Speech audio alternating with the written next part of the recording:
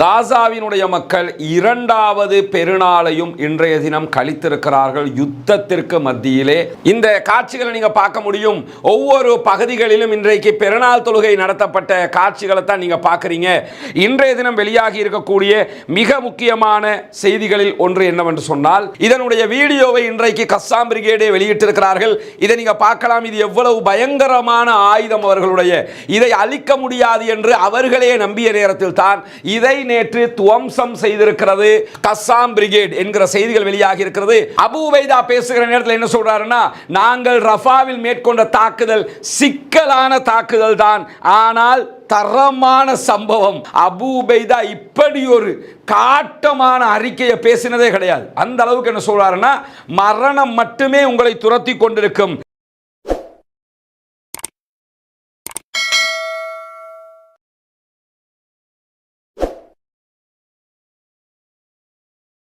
அஸ்ஸலாமு அலைக்கும் வரஹ்மத்துல்லாஹி வபரகாத்து. பேரன்பிற்கினிய சகோதர சகோதரிகளே, உங்கள் அனைவர் மீதும் ஏக இறைவனுடைய அமைதியும் கருணையும் உண்டாகட்டுமாக என்கிற பிரார்த்தனைகளோடு 254வது நாளாக குறிப்பாக காசாவினுடைய யுத்தம் ஆரம்பிக்கப்பட்டு காசாவினுடைய மக்கள் இரண்டாவது பெருநாளையும் இன்றைய தினம் கழித்திருக்கிறார்கள் யுத்தத்திற்கு மத்தியிலே, பாரிய தாக்குதல்களுக்கு மத்தியிலே என்கிற நிலையில் இன்றைய நாளில் காசாவில் நடந்திருக்கக்கூடிய பலவிதமான செய்திகளை பற்றியும் தான் நாம் பார்க்க இருக்கிறோம். குறிப்பாக இன்றைய தினம் காசாவிலே இருக்கக்கூடிய அப்பாவி மக்கள் புனிதமிக்க துல்ஹஜ்ஜுடைய பெருநாளை கொண்டாடி இருக்கிறார்கள். பெருநாள் கொண்டாடி இருக்கக்கூடிய காட்சிகளும் வீடியோ இன்றைய தினம் வெளியாகி இருக்கிறது. மொத்தமாக இடித்து நொறுக்கப்பட்டிருக்கக்கூடிய பள்ளிவாசல்களுக்கு அருகாமையிலேயே அவர்கள் திடலில் அந்த தொழுகைகளை நடத்தி இருக்கிறார்கள். அந்த தொழுகைக்காக அவர்கள் காத்திருக்கக்கூடிய காட்சிகளை தான் நீங்க பார்க்குறீங்க. இது கான் யூனுஸ் பகுதிகளில், தெற்கு காசாவில் இருக்கக்கூடிய கான் யூனுஸில் தொழுகை நடத்தப்பட்ட காட்சிகளில் ஒன்றை தான் இங்கே பார்க்கிறீர்கள். சிறுவர்கள், குழந்தைகள், பெண்கள் என அத்தனை பேரும் கலந்து கொண்ட ஒரு தொழுகையாக இது அமைந்திருக்கிறது. இதே நேரத்தில் இன்றைய தினம் முஸ்லிம்களுடைய மூன்றாவது புனித தலமாக இருக்கக்கூடிய புனித மஸ்ஜிதுல் அக்ஸாவிலும் இன்றைக்கு ஹஜ்ஜு பெருநாள் தொழுகை நடத்தப்பட்டிருந்தது. மஸ்ஜிதுல் அக்ஸாவினுடைய தொழுகையை பொறுத்தவரையில் இன்றைய தினம் தொழுகைக்காக சென்ற மக்களை தொழுவதற்கு உள்ளே விடாமல் பாரிய தாக்குதல்களை மேற்கொண்டது இஸ்ரேலிய டிஃபென்ஸ் போர்சஸ், இஸ்ரேலிய ஆக்கிரமிப்பு பயங்கரவாத இராணுவம். இந்த இராணுவத்தினுடைய தாக்குதல்களால் கிட்டத்தட்ட கடந்த 2023ஆம் ஆண்டு மஸ்ஜிதுல் அக்ஸாவிலே 1 லட்சத்திற்கு மேற்பட்டவர்கள் புனிதமிக்க துல்ஹஜ்ஜுடைய பெருநாளை கொண்டாடுவதற்கு கலந்து கொண்டார்கள் என்கிற நிலையில் இன்றைய நாளில் பெருநாள் தொழுகைக்கு 40,000 சகோதரர்கள் மாத்திரமே கலந்து கொண்டிருக்கிறார்கள் என்கிற செய்திகள் இன்றைக்கு வெளியாகி இருக்கிறது. இந்த காட்சிகளை நீங்க பார்க்க முடியும். ஒவ்வொரு பகுதிகளிலும் இன்றைக்கு பெருநாள் தொழுகை நடத்தப்பட்ட காட்சிகளை தான் நீங்க பார்க்குறீங்க. அந்த வரிசையில் இன்றைய தினம் பெருநாள் தொழுகைக்காக புனிதமிக்க மஸ்ஜிதுல் அக்ஸாவுக்குள் சென்ற இளைஞர்களையும் பெண்களையும் தொழவிடாமல் தடுக்கக்கூடிய, தாக்கக்கூடிய காட்சிகளும் இந்த வீடியோக்களிலே பதிவு செய்யப்பட்டிருக்கிறது. இஸ்ரேலிய ஆக்கிரமிப்பு பயங்கரவாத இராணுவத்தைச் சேர்ந்தவர்கள் அவர்களை உள்ளே விடாமல் தடுக்கக்கூடிய காட்சிகளை இங்கே நீங்க பார்க்குறீங்க. அவர்கள் மீது துப்பாக்கி பிரயோகம், லத்தி சார்ஜ் பண்ணக்கூடிய காட்சிகள்லாம் பார்க்குறீங்க. அடித்து துரத்தக்கூடிய காட்சிகள் இங்கே பதிவு செய்யப்பட்டிருக்கிறது.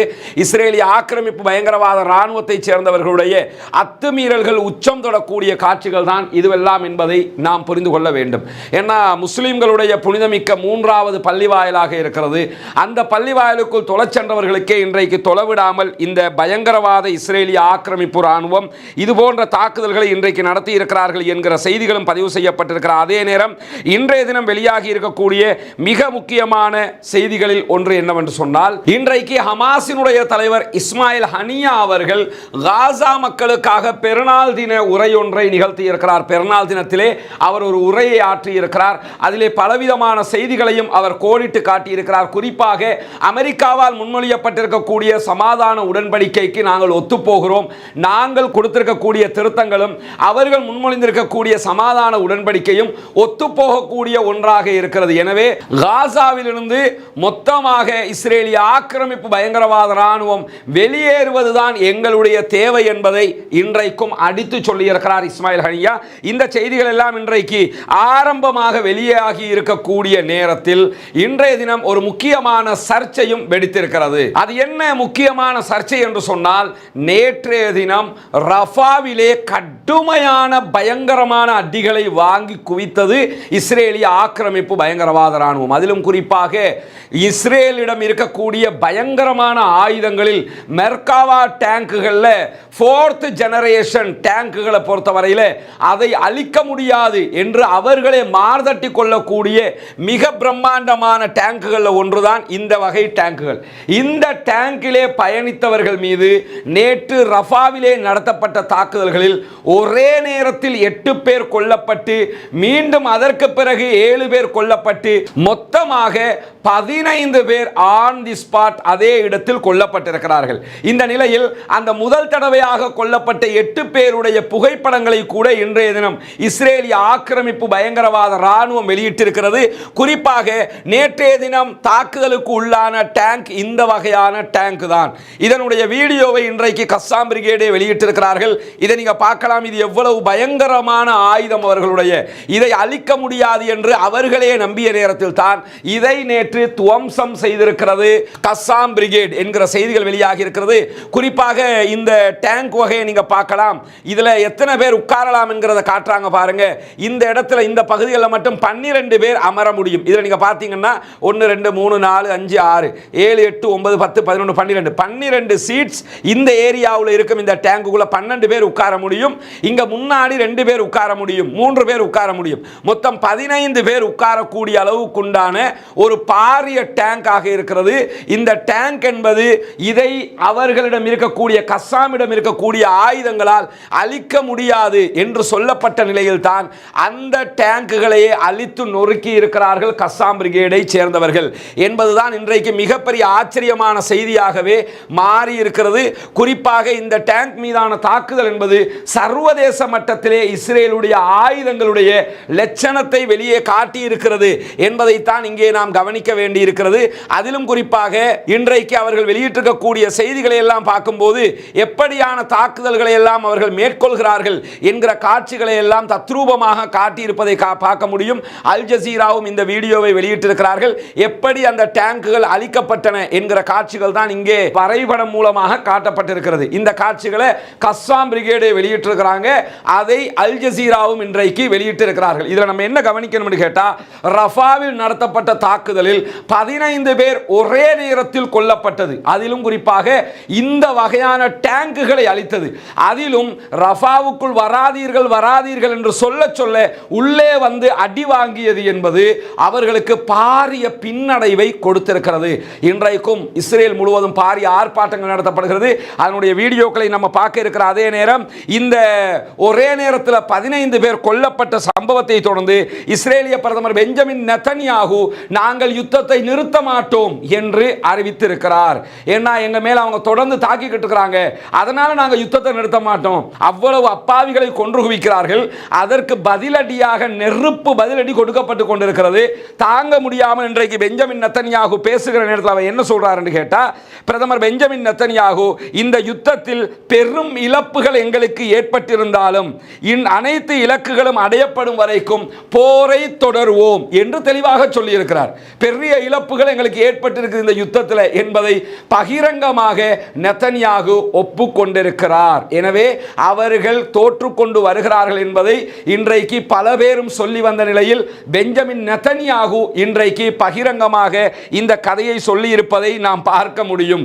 அதே நேரத்தில் 120க்கு மேற்பட்ட இஸ்ரேலிய கைதிகள் இன்னும் கஸ்ஸாம் பிரிகேட் இடத்தில் ஹமாஸ் இடத்தில் இருக்கிற நிலையில் தான் தற்போது ரஃபாவிலே இந்த பயங்கரமான தாக்குதல்கள் நடத்தப்படுகிறது இஸ்ரேலிய படைகள் மீது. குறிப்பாக இந்த தாக்குதல்களை தொடர்ந்து அங்கிருக்கக்கூடிய பல இஸ்ரேலிய படைகள் விட்ரோ ஆகி இருக்கிற செய்திகளும் வெளியாகி இருக்கிறது. நாங்கள் விட்ரோ ஆகல, நாங்கள் ரஃபாவில் தான் இருக்கிறோம்னு அவங்க சொல்றாங்க, கிழக்கு ரஃபாவில் இருக்கிறோம்னு அவங்க சொல்றாங்க. ஆனால் இன்றைக்கு அல் ஜசீராவுடைய வீடியோவை நம்ம பார்க்க முடியும். அல் ஜசீரா படைகள் விட்ரோ ஆகிற காட்சிகளையும் எடுத்து காட்டி இருக்கிறார்கள். ஏன்னா அவ்வளவு அழுத்தங்கள் ஏற்பட்டு கொண்டிருக்கிறது விழுகிற அடிகளை தொடர்ந்து. அதைத் தொடர்ந்து இன்றைய தினம் கஸ்ஸாம் பிரிகேடினுடைய ஊடக பேச்சாளர் அபு உபைதாவும் இது தொடர்பாக கருத்து வெளியிட்டிருக்கிறார். அபு உபைதா பேசுகிற நேரத்தில் என்ன சொல்றாருன்னா, நாங்கள் ரஃபாவில் மேற்கொண்ட தாக்குதல் சிக்கலான தாக்குதல் தான், ஆனால் தரமான சம்பவம் என்பதை சொல்லி இருக்கிறார். ஒரே நேரத்தில் இப்படி ஒரு தாக்குதலை நாங்கள் நடத்தி இருக்கிறோம் என்று சொல்லிட்டு எங்களுடைய எதிர்ப்பை எதிர்கொள்வதில் எதிரிகள் தோல்வி கண்டு வருகிறார்கள். எங்களிடமிருந்து இன்னும் நிறைய அடிகளை அவர்கள் வாங்குவதற்கு இருக்கிறது. நாங்கள் சோர்ந்து போகவில்லை. எங்களுக்கு கவலை இருக்கிறது, கஷ்டம் இருக்கிறது, ஆனால் சோர்ந்து போகவில்லை. நாங்கள் திரும்ப திரும்ப அவர்கள் மீது பாரிய தாக்குதல்களை நடத்துவதற்கு தயாராக இருக்கிறோம் என்று சொல்லுகிற அபூ உபைதா அவர்கள் என்ன சொல்றாருன்னு கேட்டா, இஸ்ரேலிய ஆக்கிரமிப்பு பயங்கரவாத படைகள் பாலஸ்தீன பகுதிகளில் எந்த பகுதியில் இருந்தாலும் மரணத்தை கண்டு அவர்கள் பதுங்கி ஒளிந்து ஓட வேண்டுமே தவிர அவர்கள் நிம்மதியாக இருக்க முடியாது. தெளிவாக சொல்லியிருக்கிறார். நீங்க காசாவுக்குள்ள எங்க இருந்தாலும் மரணம் மட்டும்தான் உங்களை துரத்தி கொண்டிருக்கும்.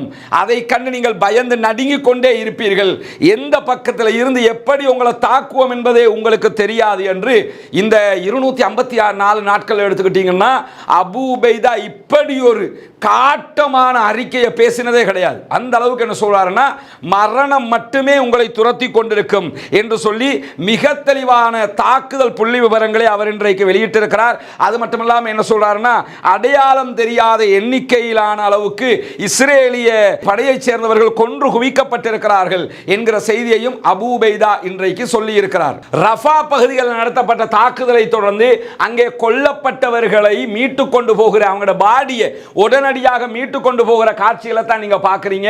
பல ஹெலிகாப்டர்கள் வந்து உடனடியாக அங்கே இருக்கக்கூடியவர்களுடைய உடல்களை தூக்கி கொண்டு போனது. அதுக்கு காரணம் இருக்குது. என்னன்னு கேட்டா, கொல்லப்பட்டவர்களுடைய பாடியை கஸ்ஸாம் பிரிகேட் எடுத்துட்டாங்கன்னா சமாதான பேச்சுவார்த்தைகள்ல அது ஒரு அங்கமாக மாறிடும். இவனுடைய பாடியை எடுக்கிறதும் ஒரு கெட்ட விஷயமாக அவர்களுக்கு மாறிவிடும் என்கிற காரணத்தினால உடனடியாக அவர்களுடைய ஹெலிகாப்டர்கள் வந்து அவர்களுடைய உடல்களை தூக்கி கொண்டு போகிற காட்சிகளை தான் நீங்க பார்க்குறீங்க. இங்க நீங்க பார்க்கலாம், அவங்களோட பாடிகளை எல்லாம் அந்த தள்ளு வண்டியில வச்சுக்கிட்டு ஓடிக்கிட்டு தள்ளிக்கிட்டு வாரதும் வந்து ஏத்திக்கிட்டு போறதும் அவ்வளவு அடி நேத்து ரஃபாவில் விழுந்த காட்சிகளை தான் நீங்க பார்க்குறீங்க.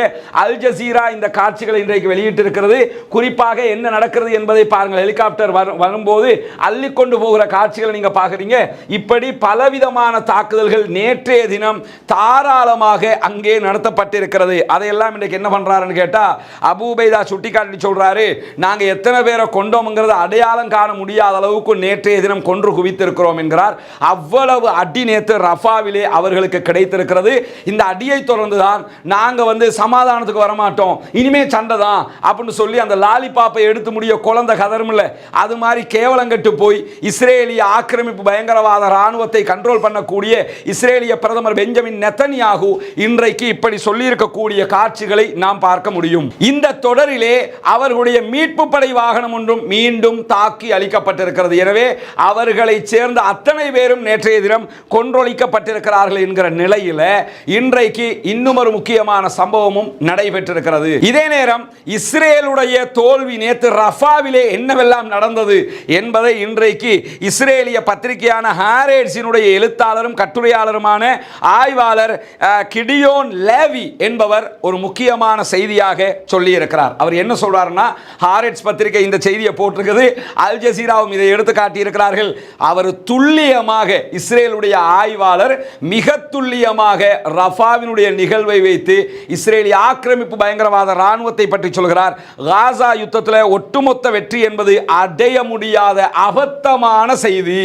நீங்க காசாவை பிடிப்போம், காசாவை வெல்லுவோம், மொத்தமாக வெற்றி எங்களுக்கு தான் சொல்றீங்க, அது பச்சை பொய், அதை நீங்கள் அடையவே முடியாது என்று திட்ட தெளிவாக சொல்லுகிற ஆய்வாளர், இஸ்ரேலிய ஆய்வாளர் என்ன சொல்றாருன்னு கேட்டா, ஒரே நேரத்தில் 8 இஸ்ரேலிய ஆக்கிரமிப்பு பயங்கரவாத ராணுவத்தை சேர்ந்தவர்களை பதுங்கி இருந்து அழித்தது என்பது, அதை தொடர்ந்து மொத்தமாக 15 பேர் அதே இடத்தில் கொல்லப்பட்டது என்பது காசாவில் நடந்த யுத்தத்தை பற்றி இஸ்ரேலிய மக்களுக்கு மத்தியில் மேலும் பல கேள்விகளை எழுப்பிக் கொண்டிருக்கிறது.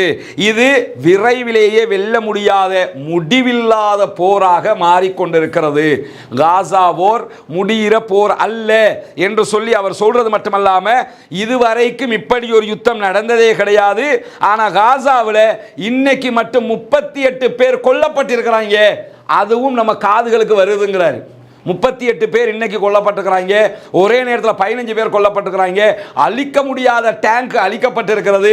இதுவெல்லாம் நம்ம கேட்டுக்கிட்டு இருக்கிறோமே அப்படின்னு சொல்லி அவர் சொல்லிட்டு என்ன சொல்றாருன்னு சொன்னா, இஸ்ரேலிய மக்களுக்கு மத்தியில் ஒரே நேரத்தில் இப்படியான தாக்குதல்கள் நடைபெற்றது என்பது ஒரு கனமான பாரதூரமான விவகாரமாக பார்க்கப்படுகிறது.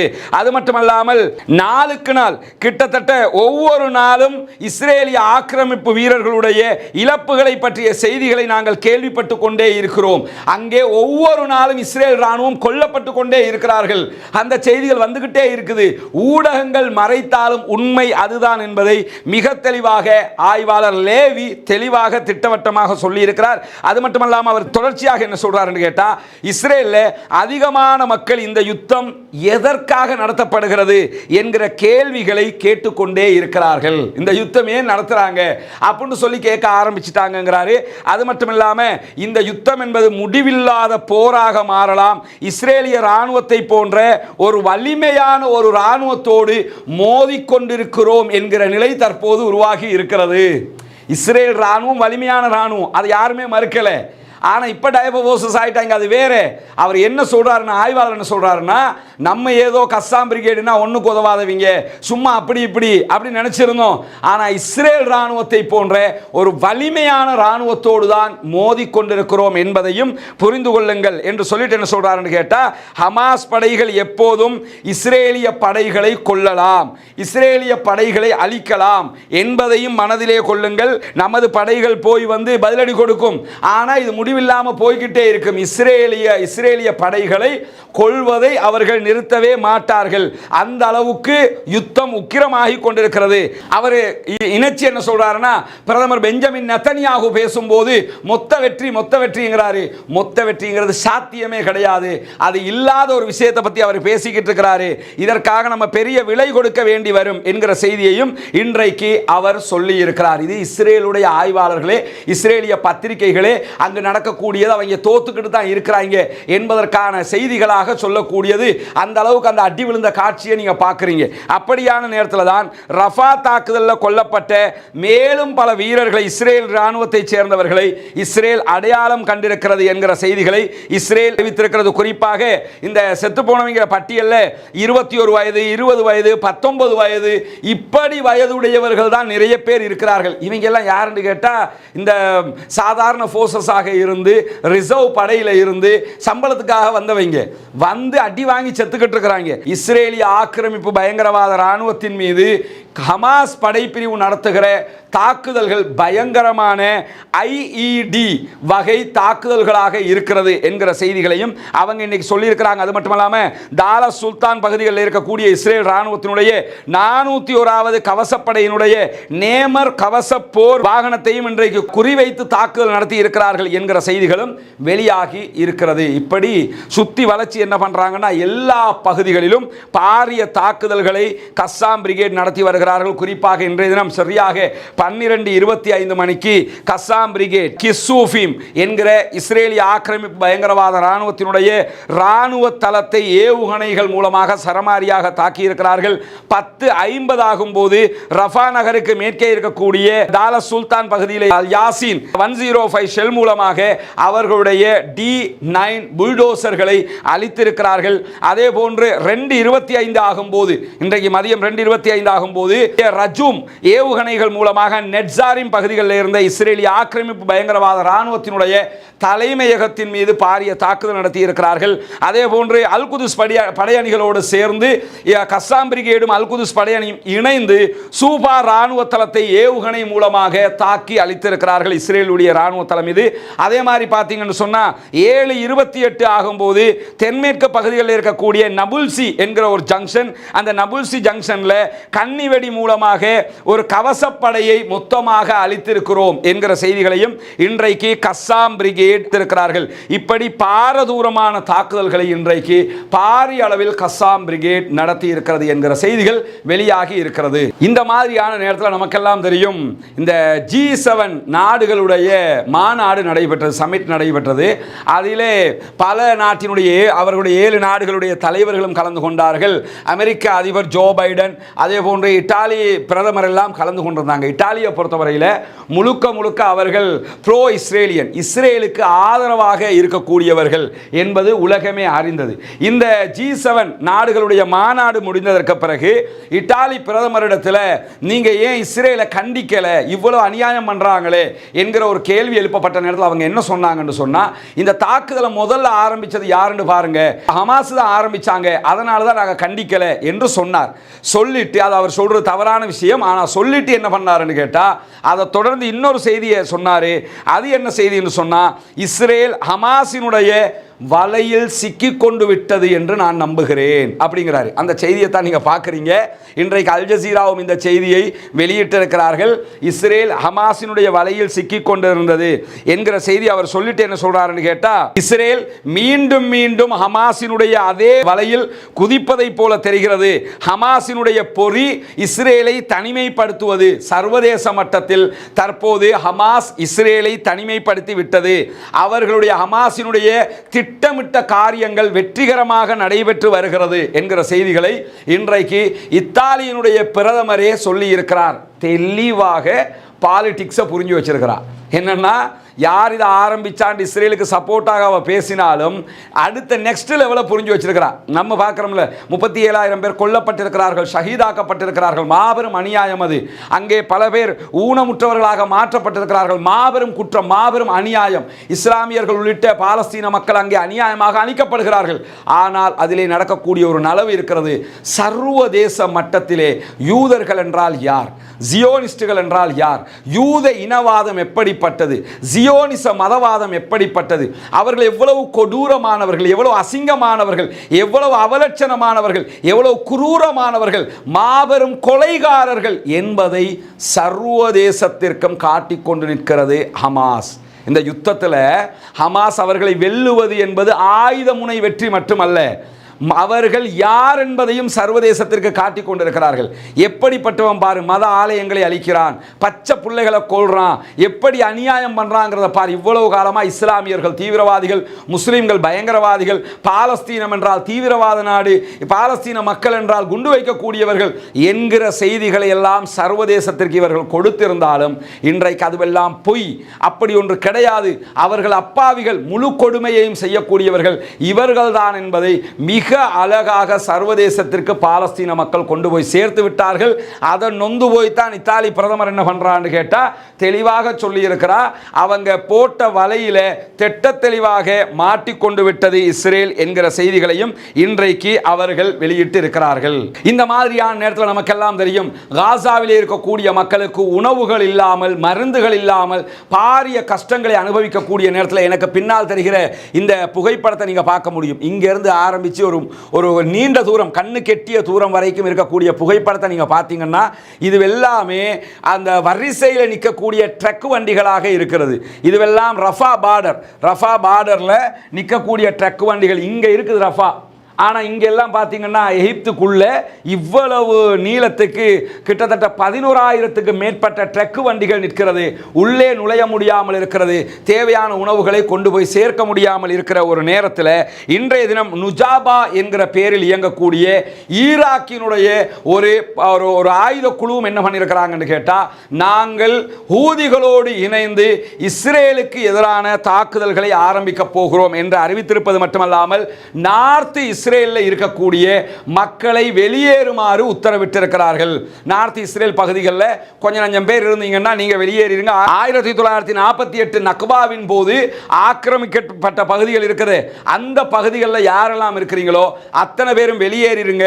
இல்லை என்று சொன்னால் கண்டிப்பாக நாங்கள் தாக்குதல் நடத்துவோம் என்று நுஜாபா படைப்பிரிவு இன்றைக்கு அறிவித்திருக்கிறார்கள். எனவே இந்த காசாவுக்கு ஆதரவாக இன்னொரு ஆயுத குழுவும் களத்திற்கு வருகிறது என்கிற செய்திகளும் இன்றைக்கு வெளியாகி இருக்கிற அதே நேரம் பிரான்சிலே நடைபெறக்கூடிய ஆயுத வர்த்தக கண்காட்சிக்கு இஸ்ரேல் கலந்து கொள்ளக்கூடாது என்று பிரான்சினுடைய உச்ச நீதிமன்றம் இன்றைக்கு தடை உத்தரவை பிறப்பித்திருக்கிறது. இஸ்ரேலை சேர்ந்த 30க்கு மேற்பட்ட கம்பெனிகள் தாங்கள் அதிலே பங்கெடுக்க வேண்டும் என்று மேன்முறையீடு செய்திருந்தும் முடியாது, நீங்கள் அதிலே பங்கெடுக்க கூடாது என்று இன்றைக்கு பிரான்சினுடைய உச்ச நீதிமன்றம் தீர்ப்பளித்திருக்கிறது என்கிற செய்திகளும் வெளியாகி இருக்கிறது. இந்த மாதிரியான நேரத்தில் தான் செங்கடல் பகுதிகளில் இடத்துல இன்றைய தினமும் 2 தாக்குதல்களை நடத்தியிருக்கிறார்கள் ஹூதிகள் என்கிற செய்திகளை யூகேயினுடைய கடல் பாதுகாப்பு அமைப்பு வெளியிட்டிருக்கிறார்கள். குறிப்பாக யமன்ல இருக்கக்கூடிய அல் மக்கா என்கிற பகுதிகளில் இருந்து 40 கடல் மைல் தொலைவில் தெற்கு பகுதிகளில் இருந்த கப்பலுக்கு அருகில் தான் இந்த தாக்குதல்கள் நடத்தப்பட்டிருக்கிறது. கப்பலுக்கு எந்த விதமான சேதங்கள் ஏற்பட்டிருக்கிறது என்கிற செய்திகள் இன்னும் வெளியாகவில்லை. ஆனால் கப்பல் மீது தாக்குதல் நடத்தப்பட்டிருக்கிறது என்கிற செய்திகள் வெளியாகி இருக்கிற அதே நேரம் ஹூதிகளால் தாக்குதலுக்கு உள்ளாகிய கப்பலில் இருந்து எங்களை காப்பாற்றுங்க என்கிற செய்திகள் வெளியே பேரிடர் அழைப்பு விடுக்கப்பட்டும் கப்பல் இருந்த இடத்திலிருந்து 8 கடல் மைல் தூரத்தில் இருந்த ஈரானுடைய இராணுவ கப்பல் அதற்கு பதிலளிக்கவில்லை என்று குற்றம் சாட்டியிருக்கிறது அமெரிக்கா. அதாவது ஹூதிகள் ஒரு கப்பலை தாக்கி அழிக்கிறாங்க, MV வர்பனா என்கிற ஒரு கப்பல். அந்த கப்பலும் தற்போது மூழ்கி கொண்டிருக்கிறது. இப்படி தாக்குதல் நடத்துகிற நேரத்தில் என்ன ஆகுதுன்னு சொல்லி சொன்னால், அந்த தாக்குதல் நடத்தப்பட்ட கப்பலில் இருந்து பேரிடர் அழைப்பு வெளியிடப்படுகிறது, எங்களை வந்து காப்பாற்றுங்கன்னு சொல்லி. ஆனால் அங்கேருந்து ஒரு 8 கிலோமீட்டர் தூரத்தில் கடல் மைல் தூரத்தில் இருந்த ஈரானுடைய இராணுவ கப்பல் அவர்களை மீட்டெடுக்க வரவில்லை என்கிற குற்றச்சாட்டை அமெரிக்கா முன்வைத்திருக்கிறது. குற்றச்சாட்டு முன்வைக்க முன்னாடி அவன் வருவானா? அவன் தானே முழுக்க நிற்கிறான், காசாவுக்காக நிற்கிறோம்னு சொல்லி நிற்கும் போது அவங்க எப்படியாவது வருவாங்களா? அந்த இடத்துக்கு அப்படி ஒரு மீட்பு பணிக்கு வருவாங்களான்னு கேட்டால் அவங்க ஹூதிகளுக்கு அவங்க தான் அந்த வேலையை செய்யறதுக்கு எல்லாம் செஞ்சுக்கிட்டு இருக்கிறாங்க. எனவே அவர்கள் வரமாட்டார்கள். ஆனால் அவர்கள் வரவில்லை என்கிற குற்றச்சாட்டை இன்றைக்கு அமெரிக்கா விடுத்திருக்கிறது என்கிற செய்திகளும் வெளியாகி இருக்கிற அதே நேரம் இன்றைக்கு எப்படியான தாக்குதல் எல்லாம் நடத்தப்பட்டிருக்கிறது என்கிற வீடியோக்களையும் நாம் பார்க்க முடியும். நாளைய தினம் பெருநாளுடைய தினமாக இருக்கிறதுனால பெருநாளை அவர்கள் சந்தோஷமாக கொண்டாடும் விதமாக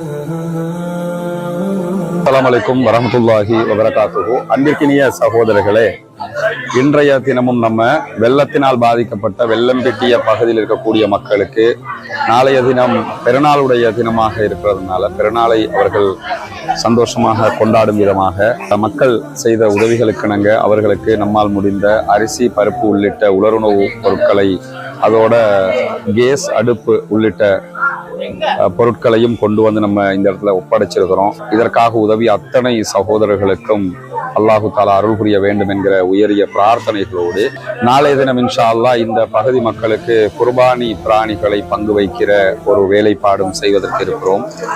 அல்லாஹ் அதற்கும் உதவிய அத்தனை மக்களுக்கும் அருள் புரிய வேண்டும் என்று பிரார்த்தனை செய்து கொள்கிறோம்.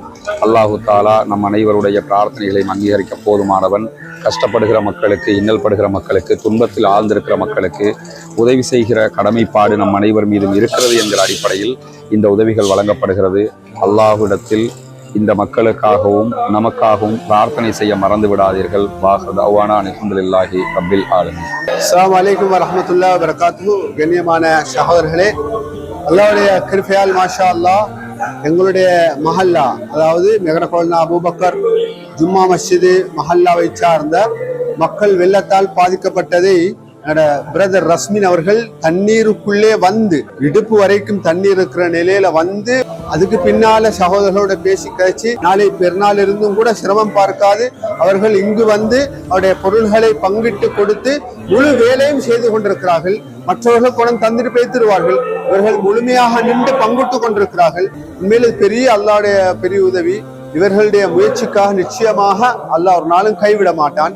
யார் தன்னுடைய சகோதரனுடைய தேவையின் பேரில் ஈடுபடுகிறாரோ, கான் அல்லாஹு ஃபி ஹாஜத்திஹி, அல்லாஹ் அவருடைய தேவையில் ஈடுபட்டு விடுவான் என்றால் அல்லாஹ் அவருடைய தேவையை முதன்மைப்படுத்தி தேவைகளை நிறைவேற்றி கொடுப்பான் என்று ஹதீஸ் சொல்கிறது. இந்த அடிப்படையில் எல்லா வாழ்க்கையிலும் அல்லாஹ் பரக்கத் செய்யணும்.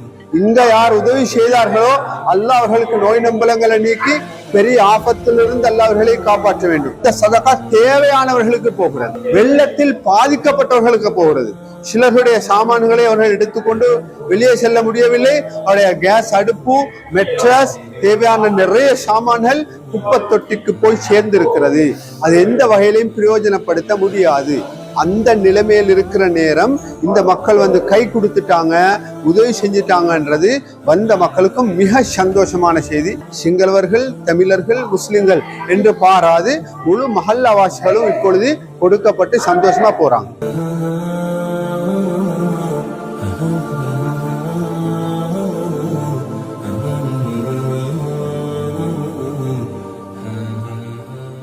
ஹிஸ்புல்லாக்கள் என்ன செய்து கொண்டிருக்கிறார்கள் என்றால் நமக்கு தெரியும். தொடர்ந்து அவங்க எப்படியான படுபயங்கரமான தாக்குதல்களை எல்லாம் நடத்தி கொண்டிருக்கிறார்கள் என்பதை இன்றைய தினமும் அவர்கள் நடத்திய தாக்குதல்களுடைய வீடியோக்களை வெளியிட்டிருக்காங்க. இங்க பார்க்கலாம் நீங்க. அதாவது ஆளில்லா விமானம் ட்ரோன் அட்டாக்ஸ் பண்ணியிருக்கிறாங்க. அதுக்குரிய காட்சிகளைத்தான் அவர்கள் இங்கே வெளியிட்டிருக்கிறார்கள். ட்ரோன்ல இருந்து எடுக்கப்பட்ட வீடியோக்களுடைய காட்சிகள் இது. அதை எந்த ட்ரோன் அட்டாக் பண்ணுதோ அந்த ட்ரோனுடைய வீடியோ காட்சிகளை தான் அவங்க வந்து கேப்சர் பண்ணியிருக்கிறாங்க. இங்க பார்க்கலாம் இஸ்ரேலிய ஆக்கிரமிப்பு பயங்கரவாத ராணுவத்தினுடைய ராணுவ தளம் இது. அந்த ராணுவ தளத்தின் மீது தான் அவர்கள் தாக்குதல் நடத்தி இருக்கிறார்கள். அந்த ராணுவ தளம் மொத்தமாக அழிக்கப்படக்கூடிய காட்சிகளை தான் அவர்கள் காட்டி. இது உளவு பார்க்கக்கூடிய ஒரு ராணுவ தளம். இங்க இருந்து தான் ஈராக்கு, சிரியா, ஈரான் உள்ளிட்ட பல நாடுகள் அவங்க வந்து உளவு பார்க்கறதுக்காக பயன்படுத்தக்கூடிய தளம். அந்த தளத்தை இன்றைக்கு அவர்கள் தாக்குதல் நடத்தி அழிக்கக்கூடிய காட்சிகளை வெளியிட்டு இருக்கிறார்கள். அதே போன்று இன்றைக்கு அவங்க வெளியிட்டிருக்கக்கூடிய ஒரு வீடியோவில் இங்க நீங்க பார்க்கலாம். இது வந்து ட்ரோன்ல இருந்து கண்காணித்து தாக்குதல் நடத்தக்கூடிய காட்சியை காட்டியிருக்கிறாங்க. இது இஸ்ரேலிய ஒரு ராணுவ முகாம். அந்த ராணுவ தளத்தை அவர்கள் எப்படி தாக்குகிறார்கள், இது இரண்டாவது தளம். இப்படி பல தளங்கள் மீது அவங்க ராணுவ தளங்கள் மீது தாக்குதல் நடத்தக்கூடிய காட்சிகளை தான் காட்டுறாங்க. இங்க நீங்க பார்க்கலாம். ஒவ்வொன்றையும் கரெக்டா ஐடென்டிஃபை பண்ணி அதற்கு பிறகு எந்தெந்த இடத்துல அவர்களுடைய வெஹிக்கிள்ஸ் என்ன இருக்குதுங்கிறதை எல்லாம் பார்த்து கரெக்டாக அட்டாக் பண்ணக்கூடிய காட்சியை இன்னைக்கு இதெல்லாம் அந்த மலைக்கு மேல காஃபர் ஷூபா பகுதிகளில் இருக்கக்கூடிய மலைகள், அந்த பகுதிகளில் தான் இவர்களுடைய ராணுவ முகாம்கள் எல்லாம் இருக்கிறது. அந்த முகாம்களில் பல இடங்கள் இப்போ நீங்க பார்த்திருப்பீங்க. 5-6 ராணுவ முகாம்களுக்கு மேலே அவர்கள் தாக்குதல் நடத்தக்கூடிய காட்சிகளை தான் வெளியிட்டிருக்கிறாங்க. இதெல்லாம் வந்து ஒவ்வொரு ராணுவ முகாம்கள் ஃபர்ஸ்ட்டுக்கு எந்தெந்த இடத்துல எல்லாம் அவங்க ஐடென்டிஃபை பண்றாங்கிறத காட்டுறாங்க. நமக்கு தெரியும் ஈரானிடம் இருந்து அவர்களுக்கு கிடைக்கப்பட்டிருக்கக்கூடிய நவீன கருவிகளூடாக கரெக்டாக இஸ்ரேலுடைய இடங்களை அவர்கள் அக்யூரேட்டாக அடையாளம் கண்டு தாக்குதல் நடத்துகிறார்கள்.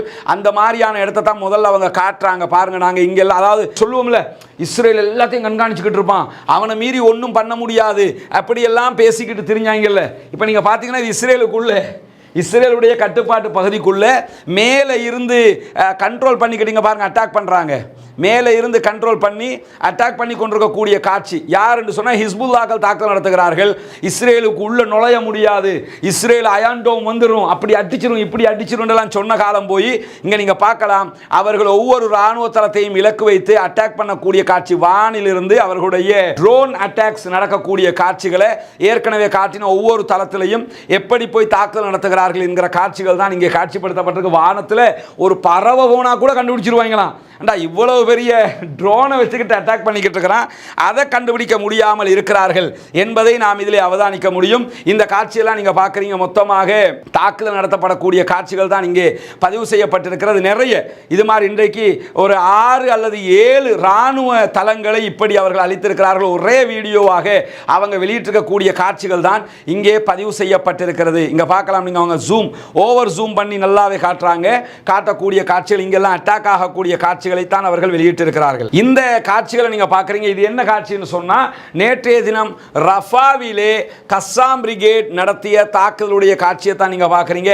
அவர்களுடைய அழிக்கவே முடியாது என்று சொல்லப்பட்ட ராணுவ வெஹிக்கிள் ரொம்ப அழகா பற்றி எறியக்கூடிய காட்சியை நீங்கள் பார்க்கிறீர்கள். கஸ்ஸாம் பிரிகேட் அதை வெளியிட்டிருக்கிறாங்க. அதே நேரத்தில் நம்ம ஏற்கனவே சொன்னோம், அல் ஜசீரா வெளியிட்ட ஒரு வீடியோ என்று சொல்லி இந்த வீடியோவில் நீங்க பார்க்க முடியும். அதாவது ரஃபா பகுதிகளில் இருந்து இஸ்ரேலிய ஆக்கிரமிப்பு பயங்கரவாத ராணுவத்தினுடைய வெஹிக்கிள்ஸ் வெளியேறக்கூடிய காட்சிகள் இங்கே பதிவாகி இருக்கிறது. நாங்கள் அங்கே தான் நிற்கிறோம் அவங்க சொல்றாங்க. தெற்கு ரஃபாவில் அவங்க இருந்தாலும் பெரும்பாலான படைகளை நேற்றைய அடியோடு அவர்கள் வெளியேற்றி இருக்கிறார்கள். ஏன்னா நேற்றில் இருந்து அவர்களுக்கு விழக்கூடிய அடிங்கிறது பாரதூரமான அடியாக இருக்கிறது. அதை காட்டக்கூடிய காட்சிகள் தான் இங்கே பதிவு செய்யப்பட்டிருக்கிறது. அதே மாதிரி இதை நீங்க பார்த்தீங்கன்னு சொன்னா, இது அல் குதுஸ் பிரிகேட் வெளியிட்டிருக்கக்கூடிய ஒரு வீடியோவாக இருக்கிறது. அல் குதுஸ் படைப்பிரிவு எப்படியான தாக்குதல்களை எங்கிருந்த காடுகளுக்குள்ள நின்றுக்கிட்டு இதெல்லாம் காசாவுக்குள்ள தான் இருக்குது. காசாவுக்குள்ள ஒரு இடத்தை கூட அவர்களால் நாங்கள் கைப்பற்றி விட்டோம் என்று சொல்ல முடியாத அளவுக்கு முழு பகுதிகளிலும் இருந்து அவங்க தாக்குதல் நடத்தக்கூடிய காட்சிகளை இன்றைக்கு வெளியிட்டிருக்கிறார்கள். சில ஆயுதங்களை காட்டுகிறத நம்ம காட்ட முடியும். இங்க நீங்க பார்த்தீங்கன்னா இந்த ஏவுகணை தாக்குதல்கள் அவர்களுடைய ராணுவ தளங்களை நோக்கி ஏவப்படுகிற காட்சிகளை நீங்க பார்க்குறீங்க. இரண்டு புறமாகவும் அவர்கள் ஏவுகணை தாக்குதல்களை நடத்துகிறார்கள். அல் குதுஸ் பிரிகேட் இன்றைக்கு நடத்தக்கூடிய தாக்குதல்களுடைய காட்சிகள் தான் இது. இறுதியாக இங்க நீங்க பார்க்கலாம், மொத்தமாக இந்த இடத்தை நீங்க பார்த்தீங்கன்னா எவ்வளவு பெரிய ஒரு ஆர்ப்பாட்ட காட்சின்னு பாருங்க. மக்கள் கடல் மாறி திரண்டு இருக்கக்கூடிய காட்சி இங்கே பதிவு செய்யப்பட்டிருக்கிறது. இஸ்ரேலுடைய தலைநகரம் டெல் அவிவிலே இஸ்ரேலிய பிரதமர் பெஞ்சமின் நெத்தன்யாகு பதவி விலக வேண்டும், எங்களுடைய பணைய கைதிகளை மீட்டெடுக்க வேண்டும், தேர்தலை உடனடியாக நடத்த வேண்டும் என்கிற கோரிக்கைகளை முன்னிறுத்தி அங்கிருக்கக்கூடிய மக்களே ஜனநாயக ரீதியாக வீதியில் இறங்கி போராடக்கூடிய நிலை உருவாகி இருக்கிறது. இஸ்ரேலுடைய வரலாற்றில் இந்த சம்பவங்கள் எல்லாம் ஒருபோதும் நடந்தவைகள் அல்ல என்பதையும் புரிந்து கொள்ளுங்கள். இஸ்ரேலுக்குள்ளே என்ன நடந்தாலும் வெளியிலே செய்தி வராது, அப்படியான ஒரு காலகட்டம் இருந்தது. இஸ்ரேலுக்குள்ளே என்ன சம்பவங்கள் எத்தனை தாக்குதல்கள் நடைபெற்றாலும் எந்த ஊடகங்களும் அதை வெளியிலே சொல்லாது என்கிற நிலை இருந்தது. இஸ்ரேலிய இராணுவத்தில் இருக்கக்கூடியவர்கள் தங்களுடைய பலவீனங்களை வெளிப்படையாக பேச மாட்டார்கள். தற்பொழுது நாம் தோற்று கொண்டிருக்கிறோம், தோற்று முடித்து விட்டோம், இனியாவது எங்களை காப்பாற்றுங்கள் என்று கதறக்கூடிய காட்சிகள் எல்லாம் இன்றைக்கு நாம் காது குளிர கேட்கக்கூடிய ஒரு நிலையாக இருக்கிறது. வல்ல ரஹ்மான் நம்முடைய பிரார்த்தனைகளை வீணாக்கவில்லை, நம்முடைய பிரார்த்தனைகள் வீண் போகவில்லை. அல்லாஹு தாலா நம்முடைய பிரார்த்தனைகளை வெற்றிகரமானதாக ஆக்கி இருக்கிறான். எனவே கண்டிப்பாக அல்லாஹ்விடத்திலே கையேந்த மறந்து விடாதீர்கள். நாளைய தினம் புனிதமிக்க ஈதுல் அல்ஹா பெருநாளை கொண்டாட இருக்கிறோம். எனவே நாளைய தினம் சிறப்பான பிரார்த்தனைக்குரிய ஒரு நேரமாக இருக்கிறது. பெருநாளுக்காக தொழுகையிலே அமர்ந்திருக்கக்கூடிய நேரம், திடல்களிலே இருக்கக்கூடிய நேரத்தில் அல்லாஹ் மீது அதிகமாக தக்பீர் சொல்லுகிற அதே நேரம் அல்லாஹ்விடத்திலே பிரார்த்தனையும் செய்யுங்கள் என்று நபிகள் நாயகம் ஸல்லல்லாஹு அலைஹி வஸல்லம் அவர்கள் நமக்கு கற்றுத்தந்திருக்கிறார்கள். எனவே நாளைய தினம் அங்கு இருக்கிற நேரத்திலே அல்லாஹ்விடத்திலே கையேந்துங்கள். காசா மக்களுக்காக அழுது புலம்புங்கள். காசா மக்களுக்காக அல்லாஹ்விடத்திலே கையேந்த மறந்து விடாதீர்கள்.